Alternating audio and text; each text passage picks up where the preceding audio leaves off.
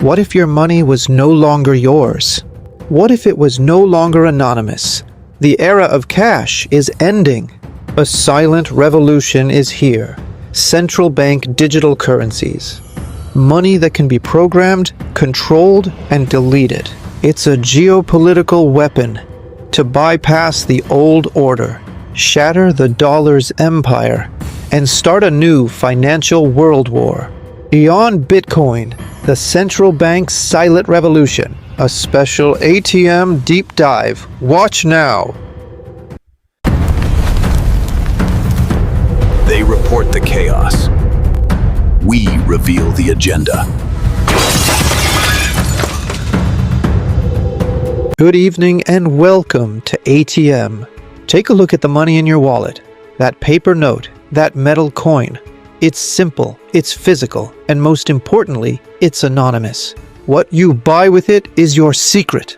Now, what if that was about to end forever? What if every single transaction, every cup of chai, every bus ticket was recorded, traced, and stored in a government database? This isn't a dystopian novel. This is the reality of the silent revolution, the rise of central bank digital currencies. For centuries, central banks have held a total monopoly on money, but in the last 15 years, that monopoly has been threatened from two sides.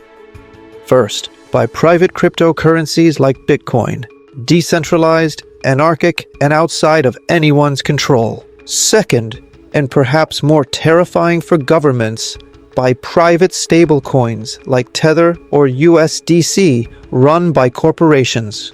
When Facebook, now Meta, tried to launch its own global currency Libra, it was a wake-up call for every government on Earth. They realized that if they didn't create their own digital money, a private corporation might do it first, effectively privatizing the global financial system. But the real panic didn't start in Washington. It started in Beijing. While the West was still debating, China acted. It saw the rise of its own private tech giants like Alipay and WeChat Pay, who already control over 90% of domestic mobile payments, and realized the state had lost control of its own financial data. Its solution, the digital yuan, or e-CNY. As of October 2025, the e-CNY is the most advanced CBDC project on Earth. It has been tested in over 25 cities, used by hundreds of millions of people for billions in transactions. It is fast, it is efficient, and it gives the state a power it has never had before: the ability to see every single transaction in real time. China's first strike triggered a global panic among central banks. The fear was twofold. First, their own populations would abandon cash. Second, China could use the e-CNY to export its currency and bypass the US dollar. Suddenly, it was an arms race. According to the Atlantic Council CBDC tracker, in 2020, only 35 countries were exploring a CBDC. Today, in late 2025, that number has exploded. Over 130 countries, representing 98% of global GDP, are now in the race. From the digital euro project in Europe to India's digital rupee and Nigeria's e-naira. The silent revolution is here, but not all CBDCs are created equal. Now, we'll explore the two terrifyingly different models emerging, and the war for the soul of money. A global race for a central bank digital currency, or CBDC, is rapidly accelerating. But beneath the surface of technological advancement, a profound ideological battle is emerging. This struggle is effectively splitting the world into two fundamentally competing visions for the future of finance, each with vastly different implications for individuals and nations alike. On one side, we see a model that promises unparalleled efficiency and control, where every financial transaction can be monitored and directed. This approach, while seemingly streamlined, raises significant questions about individual freedoms. Conversely, The other model champions privacy and individual autonomy, yet it grapples with its own inherent contradictions and challenges in implementation, particularly when trying to balance anonymity with regulatory demands. Now we will delve deeply into these two competing philosophies, meticulously exploring their core tenets, their potential benefits, and their inherent risks. We will specifically examine the concept of the programmable prison, a term that highlights the potential for digital currencies to become tools of unprecedented social control, shaping not just financial behavior, but also broader societal norms. China's e-CNY, its central bank digital currency, is far more than just a digital representation of physical money.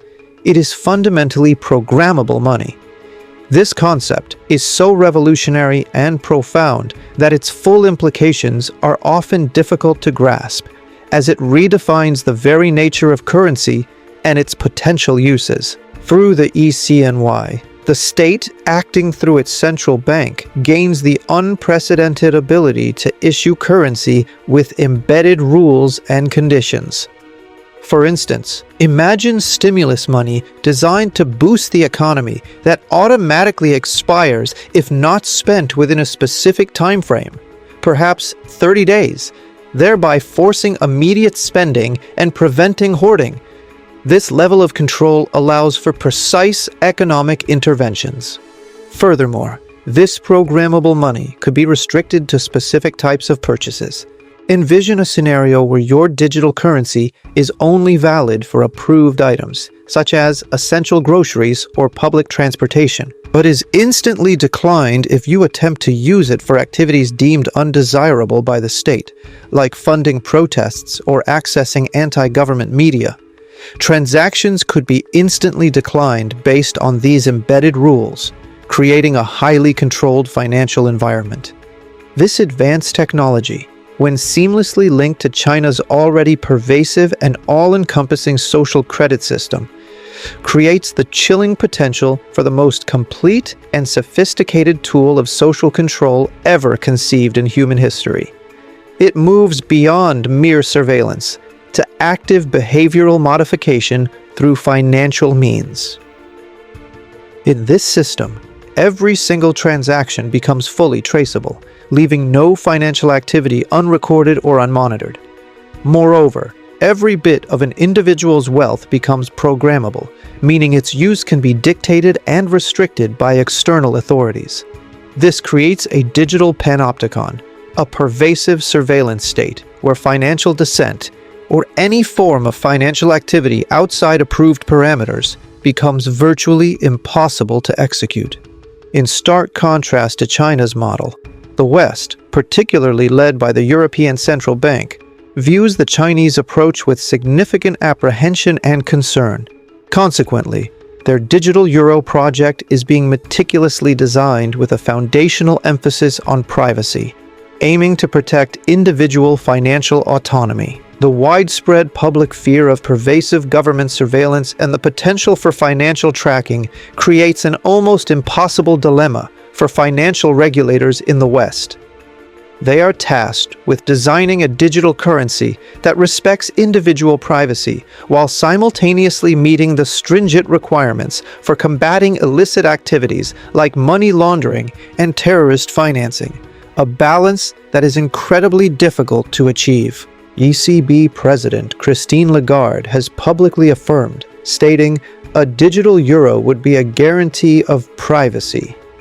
However, this commitment to privacy stands in direct tension with the demands from financial regulators and law enforcement agencies who insist on traceability to effectively combat serious financial crimes, creating a fundamental conflict in the design principles of the digital euro.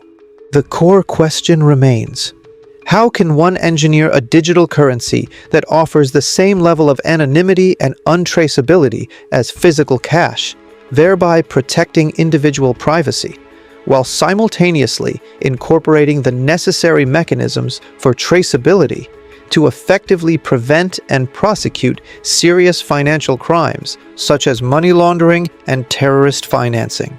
This is a complex technical and philosophical challenge. This fundamental technological and political paradox is one that Western nations, particularly the European Central Bank, have yet to satisfactorily resolve. Meanwhile, the United States finds itself in a state of near paralysis, struggling to define its own path forward in the development of a central bank digital currency, further complicating the global landscape. The ongoing debate within the United States Congress is deeply fractured, split between those advocating for greater financial inclusion through a digital dollar and those raising serious concerns about potential government overreach and tyranny. This ideological gridlock has left the digital dollar project dangerously behind its international counterparts, hindering its progress and potential global competitiveness. This significant paralysis and indecision within the Western world, particularly in the United States and Europe, is precisely what China is strategically anticipating and counting on.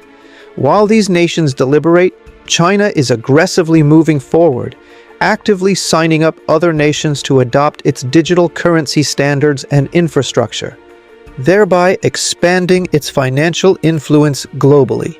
While the US and Europe remain entangled in protracted debates concerning privacy, regulatory frameworks, and ideological differences, China is not only building, but also rapidly deploying the foundational infrastructure for its digital currency.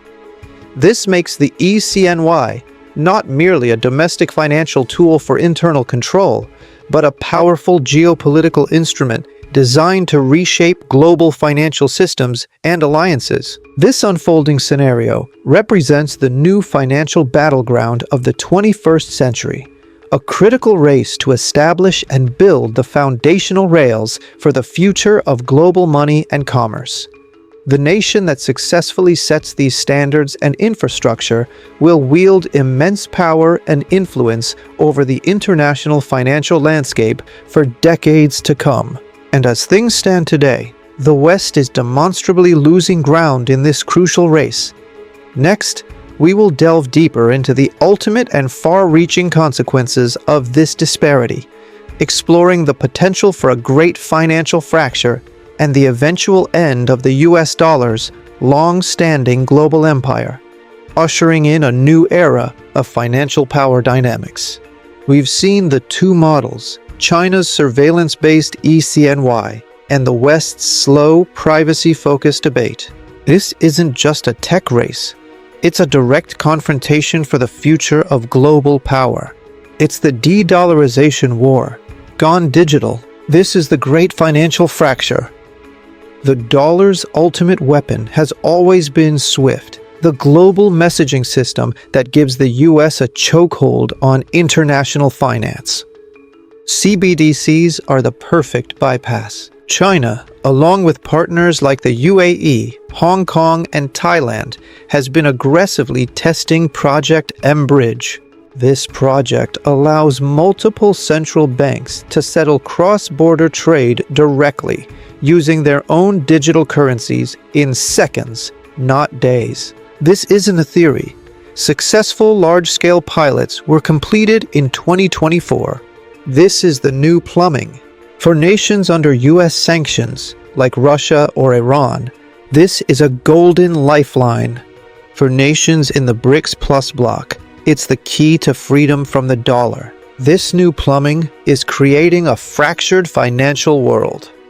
We are seeing the rapid formation of distinct currency blocks. On one side, a dollar-euro bloc based on Western alliances and a hypothetical future, privacy-focused digital dollar. On the other, a yuan BRICS bloc based on the e-CNY commodity trade and the new M-Bridge infrastructure.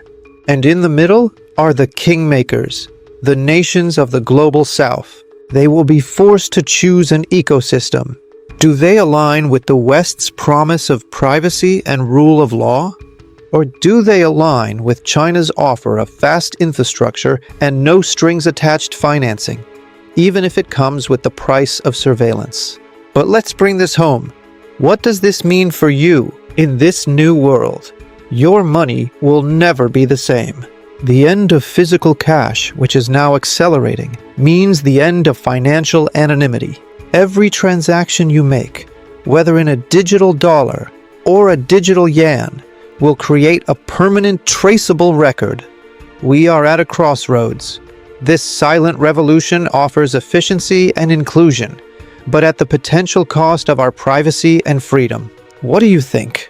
Is the convenience of digital money worth the price of total surveillance? Let us know in the comments. Like this documentary if it made you think, and subscribe to ATM for more deep dives that go beyond the headlines. The war for the future of money is a war for control of information itself, and it has already begun. Thank you for joining me on ATM. I will see you in next video.